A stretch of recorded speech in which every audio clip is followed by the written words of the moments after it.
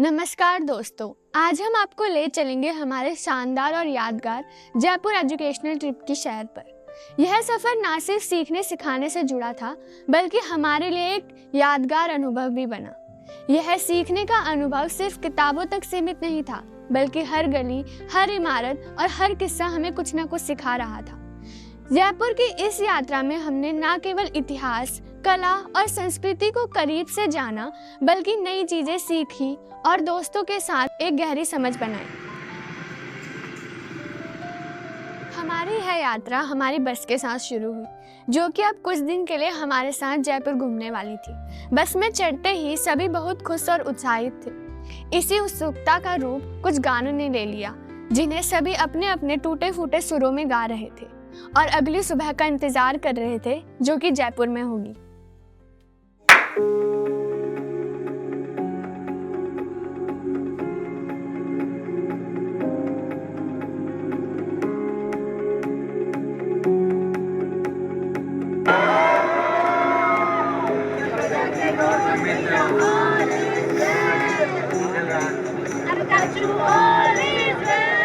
जयपुर पहुंचने के बाद हम उस गुरुद्वारा में पहुंचे जहां विनीत भैया और उनके पापा हम सभी का इंतजार कर रहे थे।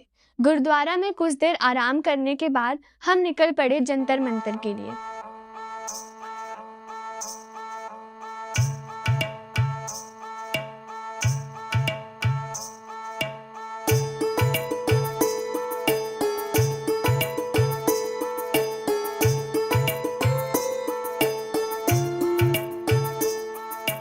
आकाशगंगा। तो इस प्लेट का शेडो बताएगा सन अभी कौन सी राशि में है। शेडो नजर आ रहा है सभी को? जहाँ पे शेडो गिर रहे हैं, अभी आपके सामने जो स्ट्रक्चर है, ये दुनिया का सबसे बड़ा सनडायल है, जिसका नाम Guinness book of world record में लिखा गया है, क्योंकि ये सनडायल 2 सेकंड का एक्यूरेसी देता है। सिस्टम वही है, मॉर्निंग पार्ट दीवार के उधर है 6 to 12, नून पार्ट इधर है 12 to 6, जहाँ पे दीवार का शेडो जाएगा टाइम बताएगा। जंतर मंतर का यह दौरा हमारे लिए एक अद्भुत अनुभव साबित हुआ। हमने न केवल इतिहास से जुड़े यंत्रों को देखा, बल्कि उन यंत्रों के जरिए विज्ञान की दुनिया में एक नई समझ भी बनाई। हमारे गाइड एक एक कर हमें सभी यंत्रों के बारे में बताते गए और हम उन यंत्रों को समझते गए।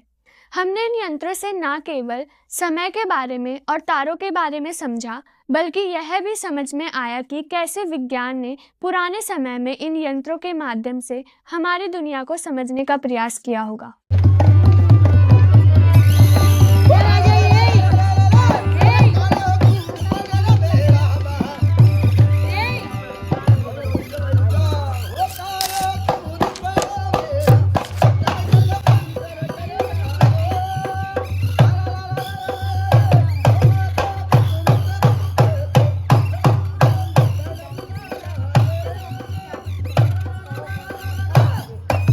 जंतर मंतर के बाद हम गए हवा महल।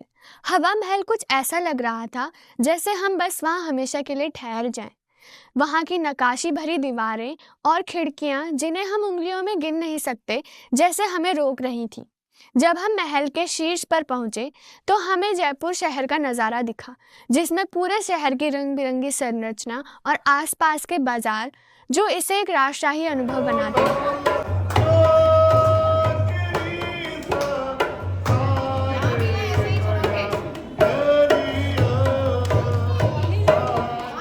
वो 1799 के अंदर इन 1799 सेंचुरी 1799 के अंदर जयपुर के 5वें महाराजा सवाई प्रताप सिंह ने इस बिल्डिंग को बनाया था केवल मात्र रानियों के लिए, देखने के लिए।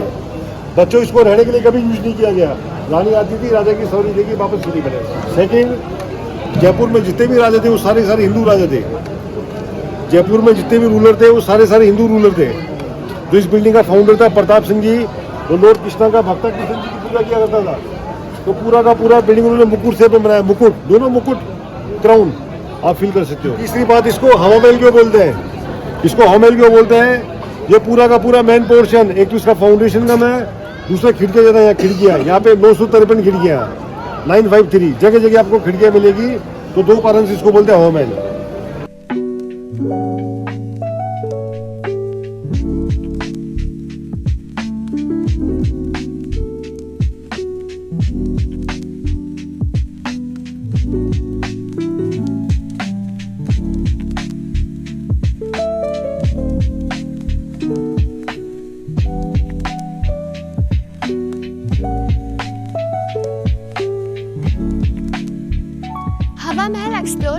बाद हम अल्बर्ट हॉल म्यूजियम के लिए निकल पड़े।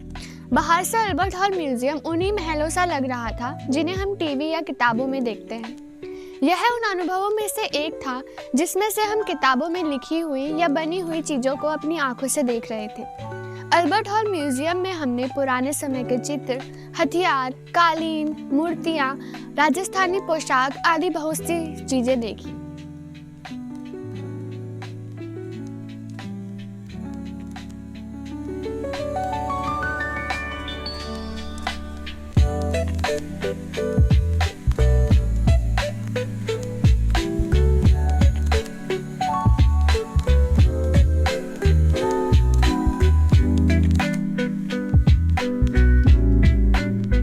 दूसरे दिन की सुबह ही हम स्मृति वन के लिए निकल पड़े, जहां हमने राजस्थान की बायोडाइवर्सिटी को देखा और महसूस किया।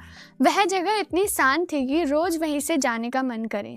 कुछ देर स्मृति वन में घूमने और कई सारे पक्षियों को देखने के बाद हम एक साथ रिफ्लेक्शन के लिए बैठे, ताकि जितनी भी चीजें हमने आज या कल में की है हम उन्हें रिफ्लेक्ट कर पाएं।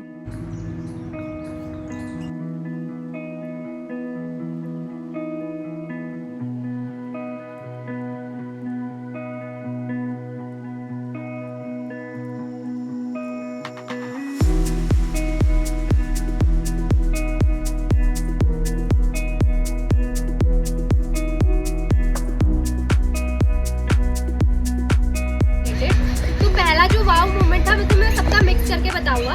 पहला ये था कि जंतर मंतर में जाना और वहाँ पे कैसे मतलब इंस्ट्रूमेंट कैलकुलेशन के लिए यूज़ करे जाते हैं। हम कैसे सन की मदद से मतलब कैलकुलेशंस कर सकते हैं कि कौन सा टाइम है और हमारी कौन सी राशि है ऐसा। और दूसरा पॉइंट ये था कि वहाँ का जो आर्किटेक्चर था वो कैसे मतलब जो आर्किटेक्चर था उसकी जो आइडेंटिटी थी वो अभी तक लूज नहीं की थी। हम जैसे देखते हैं वहाँ की दुकानें देखते हैं, ये सब देखते हैं तो हम देखते हैं अंदर कितनी मतलब ऐसी लग्जरी वाली दुकानें है, पर बाहर से जो उनका स्ट्रक्चर है वो वैसा ही सेम है जैसे पहला होता था। और तीसरा वाव मूवमेंट ये निकला कि हमें पहले लग रहा था जैसे हम टुक टुक से जा रहे थे कि ये सारी राजा की प्रॉपर्टी होगी, कि जितने भी हमें बिल्डिंग्स दिख रही थी जिनमें दुकानें थी और उनके ऊपर जो घर टाइप के थे, हम सोचते कि ये सब राजा का होगा, पर असलियत में मतलब वो उनकी पर्सनल दुकानें थी और वो पर्सनल उनके घर थे। और चौथा हमारा जो वाव मोमेंट था कि बहुत लोगों को जो हम म्यूजियम में गए थे वो उनको बहुत फैसिनेटिंग लगा, क्योंकि उन्होंने कभी देखा नहीं था पहले के कॉइन्स कैसे होते हैं या पहले की ड्रेसेस राजा रानी कैसे पहनते हैं, वहाँ के जो आम लोग हैं वहाँ के वो ड्रेसेस कैसे पहनते हैं। तो ये सब कुछ हमारे वाव मोमेंट्स थे। जब हम जंतर मंतर में गए थे वहाँ पर, और जब हम क्या कहते हैं हवा महल में गए थे वहाँ पर जंतर मंतर में जो हमें क्या कहते हैं पपेट वाला शो दिखाया था, तो वहाँ पर मुझे जो लगा कि क्या कहते हैं वहाँ पर जो सॉन्ग होंगे वो सब यहाँ के फोक सॉन्ग होंगे, ट्रेडिशनल सॉन्ग होंगे, पर बिल्कुल जो सोचा था बिल्कुल हट के निकला। कुछ ऐसा था ही नहीं, वही जो हिंदी सॉन्ग्स थे जो चले आ रहे वही सब चीज़ें। और जो हवा महल में वहाँ पर जो गाना गा रहे थे मुझे लगा कि कहते हैं वहाँ पे पपेट शो था और गाना गा रहे थे, मुझे लगा कि वहाँ पर भी यही होगा कि जो यहाँ के ट्रेडिशनल सॉन्ग है ये सब चीज़ें, पर दोबारा से जो सोचा था बिल्कुल नहीं हुआ वो चीज़ें। हाँ, और जो जंतर मंतर वाला पार्ट था क्या कहते हैं जितना भी वहाँ पर जो भी वहाँ का स्ट्रक्चर था जिस तरीके से लगाया था, वही जो मतलब जो मैथमेटिकल इम्प्लीमेंटेशन जो मुझे देखने को मिला बड़ा अच्छा था, और वही सोचने मजबूर करता कि कैसे ये सब चीज़ें काम करती हैं हमारे। अब हमारी अगली मंजिल थी आमेर का किला। हम बस में बैठकर किले के लिए रवाना हुए। दूर ही से हम पहाड़ों के उस पार कुछ दीवारें देख पा रहे थे। आगे जाकर यह दीवारें किले में मिल रही थी। सीढ़ियों की चढ़ाई कर हम किले के अंदर पहुंचे और अंदर एक बहुत बड़ा मैदान था। उस मैदान से जुड़ी हुई बहुत सारे कॉरिडोर्स थे।